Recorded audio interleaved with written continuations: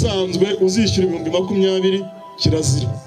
20,000 bizishyurwa n'abantu bari ku rwego rw'ubuyobozi nka meya. Ntabwo kera kabaye noneho leta y'u Rwanda yafashe umwanya isesengura kandi isobanura ibijyanye na mituweli, dore ko amakuru akomeje gutambuka hirya no hino mu Rwanda mu baturage anyura kuri social media zitandukanye, ariko avuga inkuru zitandukanye.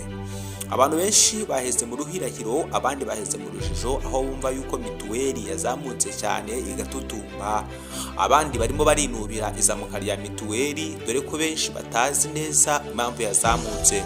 Abandi batese ubundi ko mituweli yari 3,000, umubare munini nanone benshi ntibayitangaga, yewe n'abayitangaga ko nta miti babonaga.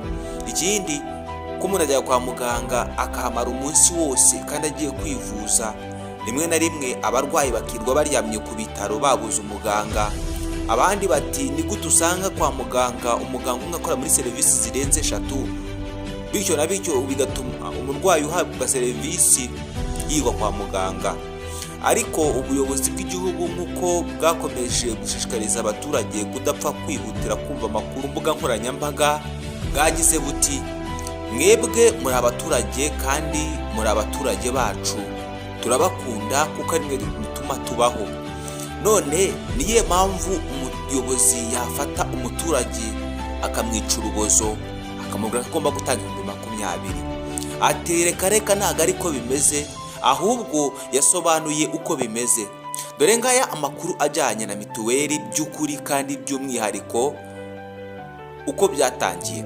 Ubundi mbere y'uko mituweli izamuka cyangwa se ibyiciro bizamuka, habanje gahunda yo kubarura abaturage.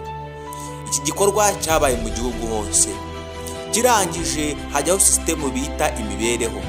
Iyi sisitemu bita imibereho ni sisitemu irimo amakuru y'umuryango, abawugize, ibyo binjiza, icyo bakora n'uburyo babayeho. Iyi sisitemu ishingiye ku makuru ifite ku miryango no ku miturire y'Abanyarwanda, iyo ubwayo yakoze ibyiciro, ifata abanyarwanda bose ifite ibashyira mu byiciro.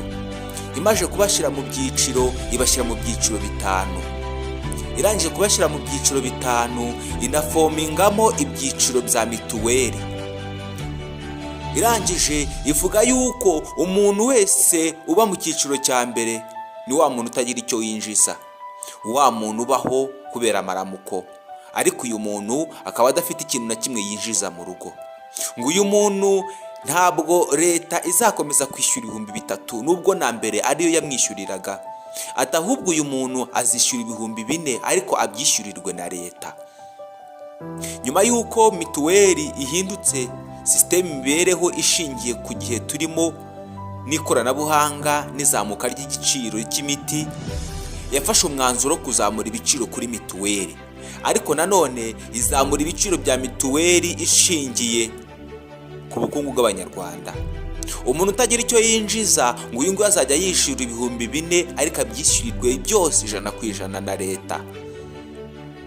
Icyiciro cya kabiri ni wa muntu wishyura amafaranga ari munsi y'30,000. Uyu nawe ntabwo leta yamubwiye ngo azishyura 20,000 kuko nawe kubaho ni Mana mfasha, ahubwo uyu nguyu azajya yishyura 3,000, leta imwishyurira 1,000, byose hamwe 4,000. Icyiciro cya gatatu aricyo cyiciro gikomeye cyane abantu benshi bisanzemo, ni icyiciro kirimo umuntu winjiza amafaranga kuva ku 30,000 kugera ku 60,000. Uyu nguyu azajya yishyura 5,000 100% nta nkunganire iriho. Icyiciro cya kane ni ukuva ku 60,000 kugera ku 120,000. Ngo uyu nguyu uri muri iki cyiciro cya kane noneho we azajya yishyura 8,000 100% ku muntu umwe. Icyiciro cya gatanu ari cya kintu cyakomeje kuvugisha abantu benshi baheze mu mangambure, bose bumva yuko bazishyura 20,000. Icyiciro cya gatanu ni umuntu uhembwa amafaranga ari hejuru y'120,000 kuzamura. Uyu we nta gitindikanyije, nta kindi bitayeho, azajya yishyura 20,000 ku muntu umwe. Ariko leta y'u Rwanda ihumuriza abanyarwanda ibabwira yuko ntago ari ngombwa kuzishyura amafaranga yose, 15% gusa by'amafaranga wishyuye uzaba wemerewe kwivuza abantu bose ufite mu rugo. ati uzajya ugenda wishyura gake gake uko uzayabona, ariko guhera kuri 15% by'amafaranga wishyuye uzaba ufite uburenganzira bwo kwivuza. Ubuyobozi bw'u Rwanda bwaganirije abaturage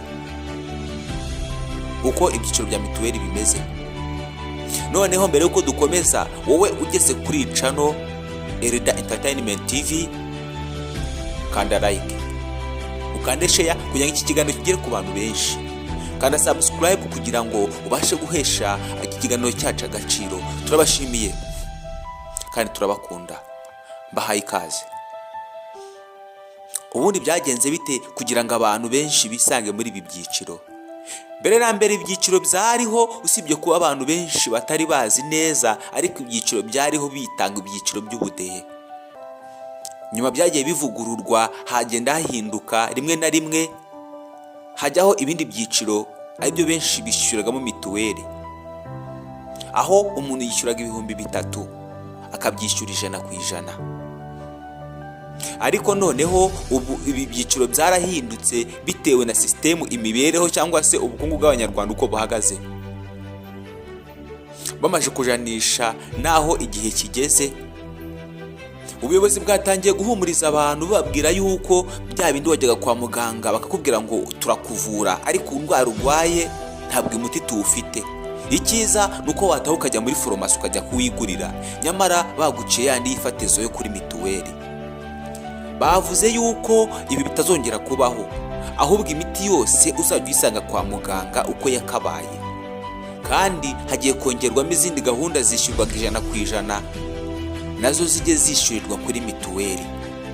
Bavuga yuko impamvu y'aya mafaranga umuntu yishyura ku mwaka ntabwo ari ugushaka gukamura abaturage cyangwa se gukama abantu, ahubwo ni ukugira ngo gahunda za serivisi z'ubuzima zikomeze zigende neza, hatabayeho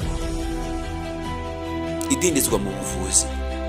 Aho ikigo nderabuzima cyavugaga ko nta mafaranga gifite yo kugura imiti yose abaturage bashaka, bafashe umwanzuro yuko bagomba gutanga amafaranga, noneho bakayagatanga mbere, kandi noneho n'ibitaro bikajya bihabwa amafaranga mbere yuko ingengo y'imari itangira cyangwa se itangira gukoreshwa.